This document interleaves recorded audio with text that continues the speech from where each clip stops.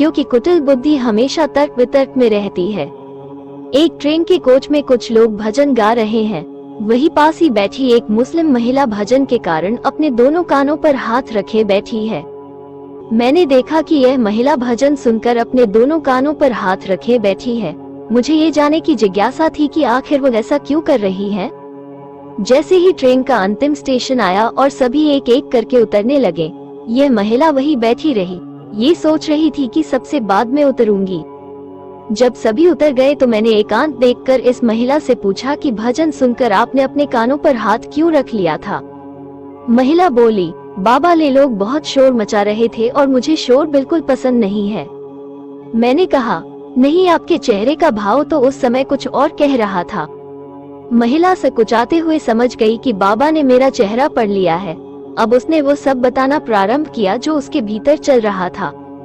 महिला, बाबा, असल बात यह है कि मैंने बचपन से जितनी खुदा की इबादत की, उससे कहीं अधिक तुम्हारे इस मोर मुकुट वाले के किस्से सुने हैं। अम्मी जान अक्सर बताया करती थी कि हिंदुओं का एक सांवला सा खुदा है जो हाथ में बांसुरी लिए रहता है, सिर पर मोर मुकुट धारण किए रहता है, पीली पीताम्बर है, इत्यादि इत्यादि। अम्मा कहती थी, ना कभी भी उसका नाम सुनना और ना ही उसके किसी भी रूप की ओर देखना। यदि ऐसा किया तो उस जादूगर का जादू तुम पर भी चल जाएगा। उन्होंने मुझे बहुत से उदाहरण भी दिए हैं, जैसे रसखान जी, कबीर बाबा, ताज बेगम, वाजिद अली शाह, अमीर खुसरो, साल बेग आदि। बहुत लंबी लिस्ट है। यदि सबके नाम बताने बैठी तो शाम हो जाएगी।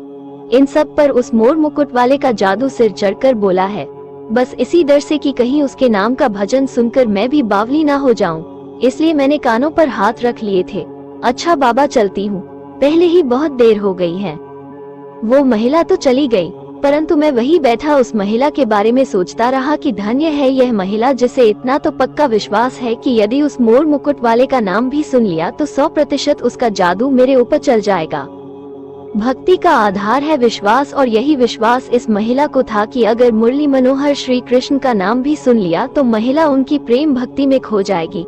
यही विश्वास तो एक भक्त को होना चाहिए जो भक्त और उसके इष्ट देव को एक बनाता है, और भक्ति अपने इष्ट के प्रति प्रेम की पराकाष्ठा है, परम प्रेम रूपा है, अमृत स्वरूपा है। यह अपने इष्ट के प्रति केंद्रित अतिशय प्रेम है।